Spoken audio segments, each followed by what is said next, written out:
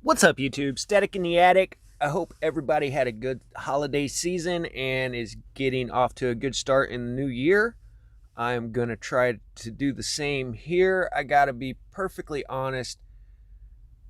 I really haven't watched very many other mud flood videos for a very long time. I've been very busy with my research and putting hours and hours and hours into going through the pieces that we have of our history. And it's like I've said many times that historians have these comparative histories. That's how they come up with their timelines. And it is what it is. And guys, I got to say that I have made a lot of mistakes along the way. And I'm constantly learning new things and trying to get everything into a better perspective of what has actually happened. But man, I got to say, I watched a couple other videos and was so disappointed. I don't even want to be involved with anything to do under the name of mud flood anymore because it's gotten so far off of actual reality. Um, so I'm not going to sit here and do a debunk video on anything, but I'm going to explain the so-called Tatarian technology, Antiquitech, and all this. And I'm going to put things into perspective here because, guys, I started this channel looking for the truth. And from the very get-go, I said that there are going to be a lot of people jumping on this with some pretty ridiculous claims. You know, be careful of wolves in sheep's clothing. But when I can go back one video and look to see how many likes were on a comment, and that explains why a certain person said this in the very next video, that person is not interested in the truth. He's interested in telling people what they want to hear and what is getting the clicks. And trust me, guys, I could have jumped on the bandwagon with several key phrases that get a lot of clicks, and I'm just not interested in that. I'm actually looking for the truth here. So let's talk about the ages of man through the actual archaeology that we have and the ruins that are left behind. Guys, I've been doing these videos on a certain time frame in history. All of my videos have been basically from 1600, we can back that down to about 1300 to the 1800s, because it's that timeline that I'm trying to figure out where the cutoff was. And I think I see where it was, where we went from the time of the ancients to the what I would call the cathedral building time frame. But guys, if you're interested in the Antiquitech and everything, let's just get this straight, that there's a piece of our history, a complete era of our history that is completely erased and not talked about in history. But this is, and it shows all of the signs of very advanced stoneworking techniques. Down here in Peru, I mean, it looks like they could just melt this rock, mold it into putty however they wanted. And so you can go through all of the ancient monuments and you can tell that the highest technology is always the base layers. It's the impossibly huge stones at Baalbek that weigh thousands of tons that are down at the bottom. But then you can see the Roman era building, what we give credit to is the Roman era, on top of that. And then another event occurred, and then we had the cathedral area. So let's actually set this down and put things in a chronological order. And this is the best I can do for labeling how things went. Based off of the archaeological evidence that we still have, all of the ruins all around the world tell a very distinct story of 4 different eras of building by, I'm assuming, mankind, because number 1 in the slot, the oldest people in history, seem to be the most advanced. I'm calling these the advanced ancients because number 2 needs to remain the ancients, because everybody refers to the quote unquote Roman era as also the ancients. So I'm leaving that as the ancients. Number one, the oldest cultures that built Baalbek and the pyramids and Pumapunku, the advanced ancients had seemingly technology to where they could melt stone, they could mold stone, they could work with stone of an enormous size that we cannot replicate today.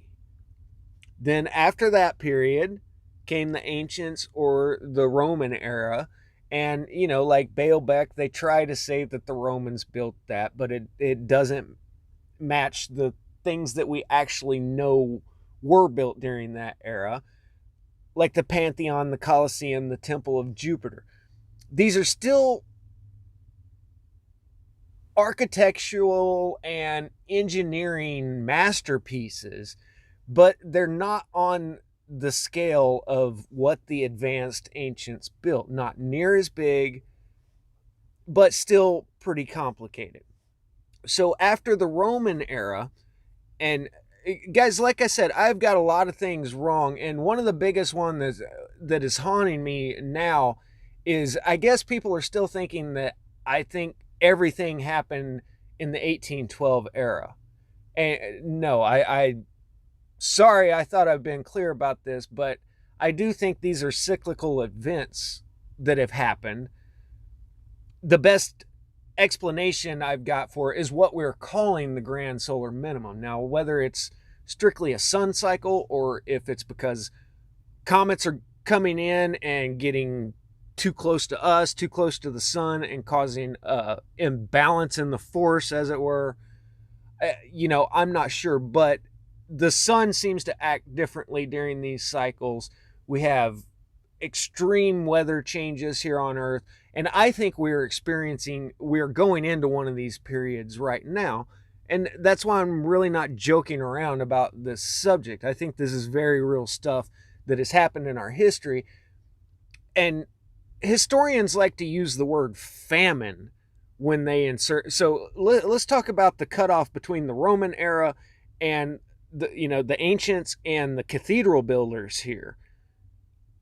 Guys, we're talking about a quarter to a half of the population died off between all of the earthquakes and the plagues and the famine and the diseases. And like I said, historians like to use the word famine, just that one little word, but in that one word, you guys can combine all of the zombie apocalypse movies you have ever seen and everything that has happened in there in the word famine. Because if a catastrophe happened tomorrow, all of the grocery stores were shut down, do you think everybody's going to idly sit by and say, well, I guess we're experiencing a famine, so we're just going to sit here and peacefully starve to death? No, there's going to be riots in the street.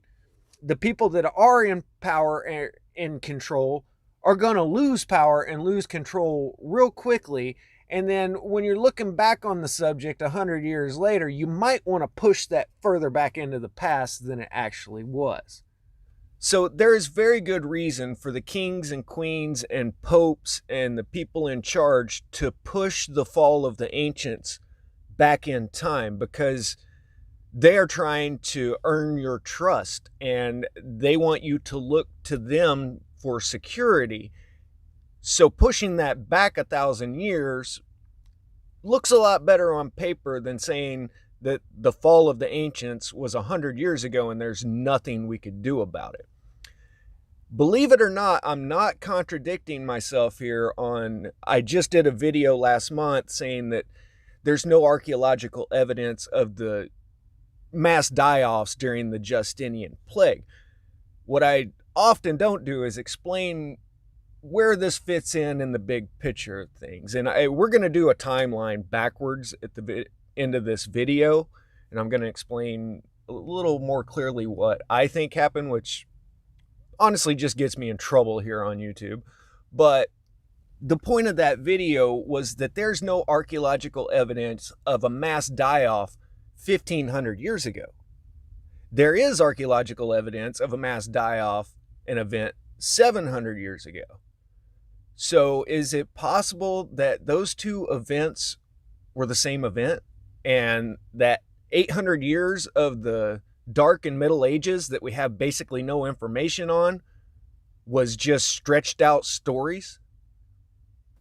I think the plague is just an oversimplified explanation of what happened, because we don't have any diseases that we can verify in history with the kind of mortality rate that they attribute to the plague. I've done videos, and I even started a new playlist called Mud Floods and Comets, because I think that is the most important, most accurate information that I've covered in the last year on this channel. And we have accounts from technically 700 years ago that describe multiple decades long earthquakes happening from Europe all the way to China. A big comet in the sky, a dry fog in the air, the sun not giving forth its light. So if the sun is not giving forth its light, then the plants aren't going to be growing. This bitter air that they described is actually what they were attributing to causing the plague and the mass die-off. So we have a very descriptive cataclysm that happened in that time frame, but history wants to just write it off as the plague. But I say by far the biggest killer was starvation and everything that goes with that. I mean, that is a huge category right there, because if you guys want to talk about shat hit the fan, when people are starving, they are desperate. So there goes every sense of society that was ever established before. And that was the reset. And that brings us to the next age, the cathedral builders, the medieval period. And you have to keep in mind, at the beginning of this age, the weather was bad. There were, you're just coming out of major catastrophes and everything. So with the lack of resources and with the lack of food, at the beginning of this age, primary concern is going to be survival and rebuilding of the earth, and quite honestly, going out and finding all the treasures of the kingdoms that didn't fare very well in the big cataclysm. So luxuries like art and music and writing and poetry, those are all going to take a back seat to priorities: shelter, food, clean drinking water. So this was a very rough start to things. But here's the deal. Some of these cathedrals were started before the cataclysms occurred, and then the surviving generations no longer had the knowledge to be able to complete these structures. I could go into specific details here, but I got to save something for my book, so I'm not going to do it in this video. Later down the line, we'll talk about the specific ones. But when you find where they started a construction project and then no longer had the technology or the know-how to put a roof on it, then you've definitely found where the reset is.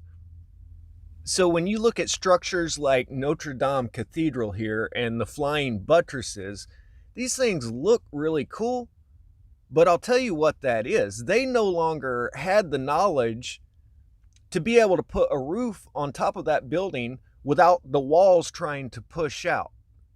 Now, they could do this in the ancients' time, before the cataclysm, but after the fact, they no longer had the same building skills that they used to have, and so you have to have these flying buttresses in here to keep the walls from pushing out and everything falling down.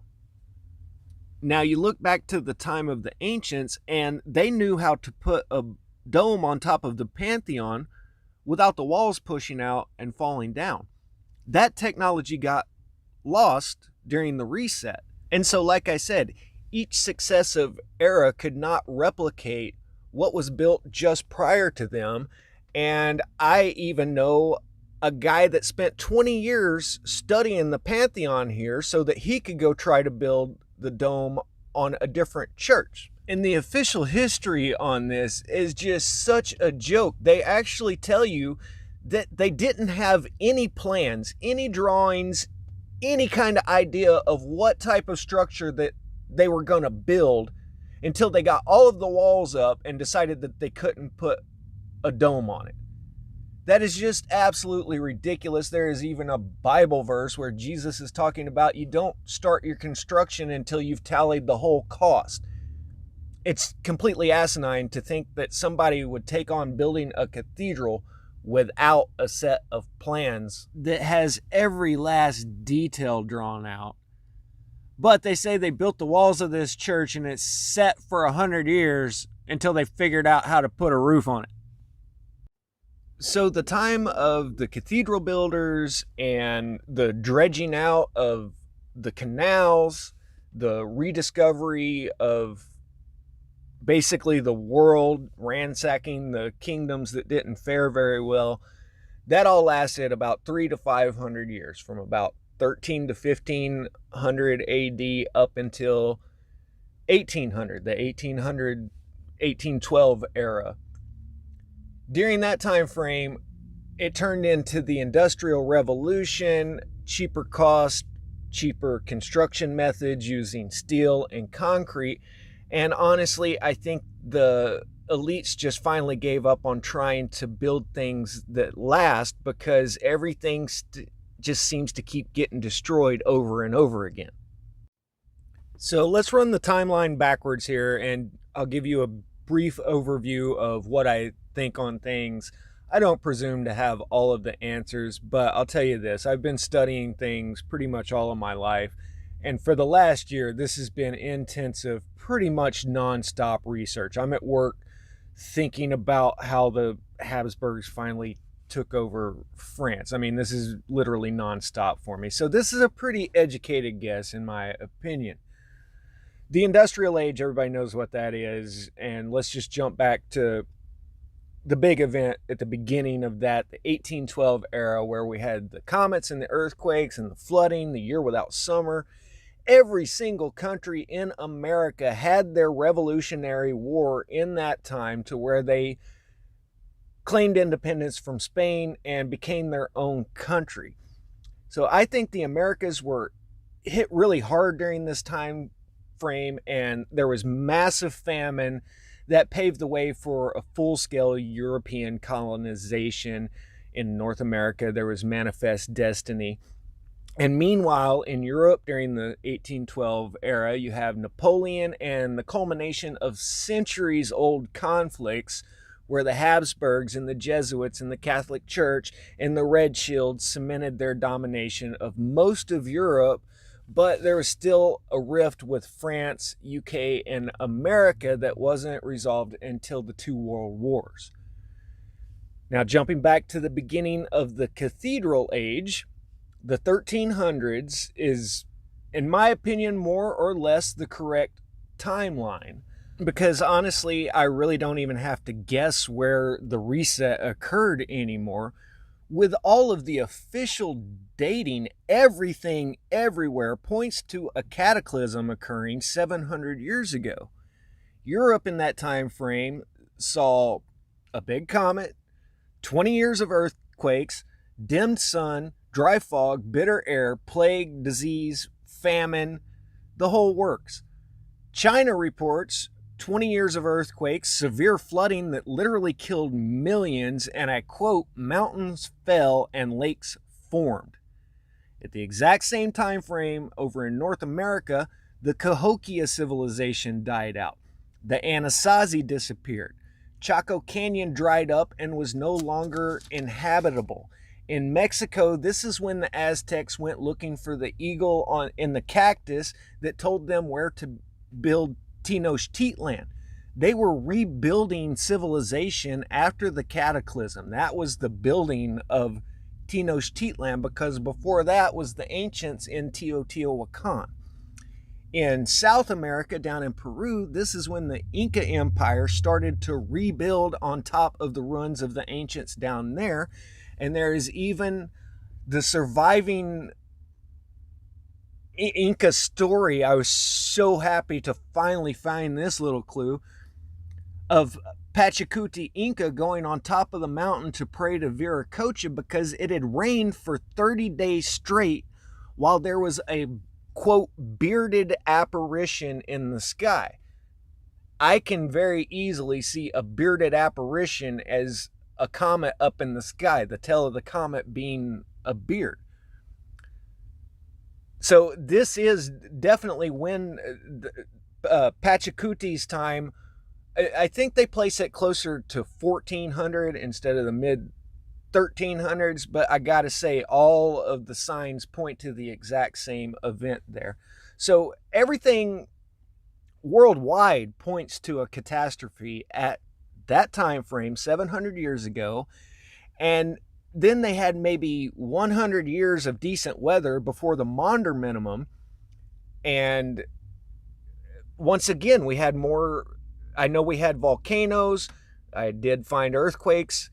Not so well. Yeah, there was actually. I have accounts of verified famine during that time. They were digging in London and they found thousands of bodies. So that was a bad time frame. So population growth was probably slow until about the late 1600s. And that starts bringing us in, full-fledged into our modern era. So going back to the beginning of the cathedral builders' time, the end of the ancients, I can't prove this, but I do have an abundance of evidence that does suggest that the events described in the 5th century AD and the events described in the 1300s AD were not two separate events, but one very bad worldwide catastrophe. And people like Dionysius Petavius and Joseph Justus Scaliger decided to confuse the timeline and add 800 years of time since the fall of the ancients, because who's going to look to the church for spiritual protection when the wrath of God has just come down full force on the earth? Nobody. So I wanted to get that out there and give you an idea of how I look at things after a year of doing this. And I think that gives a pretty good timeline back to the fall of the ancients, the Roman era. I know some people are going to call it the Tartarian era, but I'm going to ask you, which era does the Tartarians fall under, the ancients or the cathedral builders? Because you guys can't deny that these four eras are very clear in the archaeological records out there. Now, where the cutoff was from the advanced ancients to the ancients, that's anybody's guess. I would most likely put that up to the biblical flood. And honestly, when you're talking about the people before that time, we could be talking about people that are 100 feet tall, in my opinion. I think things changed majorly at the time of the biblical flood, but that's just my opinion on things. I can't really back that up with very much. It's hard enough just getting anything going back a couple hundred years. Now, as far as past advanced technologies, I look at it like kind of an Indiana Jones point of view of Raiders of the Lost Ark, that people from the cathedral era all the way up and through the world wars are looking for the Ark of the Covenant and the Spear of Destiny, and these things that could either be technological powers or they could be spiritual powers, mystical powers that we just don't understand. And I think each successive era has looked back to the past for secrets that were known to the previous culture that got lost throughout time. As far as advanced electricity and electronics, 200-300 years ago, I see all kinds of videos going out about, oh, they're pulling electricity straight out of the sky with these spires. Okay, fine, but I haven't seen one video that says anything about what devices it's powering. Now, you can pull a cover up and you can twist history, but if there's all of these mechanical devices and electronic devices all over the place, you can't hide that from every single person that goes out and digs a garden. To me, the advanced technology of the ancients belongs back to the time frame of the advanced ancients. Now, there are some things that fit through the cracks that don't fit under any category. Like, there was the war in the sky over France in the 1500s. And I mean, the Roswell type technology, Area 51 technology, I don't know what they have tapped into from the distant past, but I don't think that any of that technology has been commonplace. And I also don't think that you will see any major technological breakthroughs come from the private sector ever again. I think they have got technology figured out so far in advance of what we understand, us average minions out here, that none of our ideas are even going to matter on the big scale market of things for a very long time to come. There are a few exceptions out there, but I'm telling you, they have figured out some of the advanced ancients technology, but I do not think that this is out on a wide scale. One thing I do want to look into that I do find particularly interesting is the lightning rods on all of the wood structures from the 16, 17, 1800s. And it's not because I think that they were utilizing the electricity. It's that I think that there were different atmospheric conditions back then, because we've got 50 times more houses nowadays, but we don't have to put lightning rods on there to keep them from burning down. And a ground wire, I have looked into it a little bit. Guys, it is a grounding wire. It's running down into the ground, and that is the purpose of a grounding wire. I've yet to see any wires running anywhere else into the house that's indicating any use of the electricity at all. That's just based on a whole lot of research, guys. So I kind of wanted to clarify what I think about things. I'm getting emails about, 20th Century World Fair photos. Guys, the 20th Century World Fair, yeah, electricity's been around, and it's just a big rich people party trying to brag about the latest and greatest. So it's like if you went to an exhibition today, you're going to see the latest from Microsoft and Apple and Tesla and all the latest, greatest technologies. So I personally don't see anything in that, but more power to you if you do. I hope you guys are interested in coming along with me on what I think is the truth here, because I'm working really hard to actually get that out. And if you've actually made it this far through the video, then you probably are actually looking for the truth. So thank you guys for all your support. I love you guys. Take care of yourselves out there. We are all one. Static out.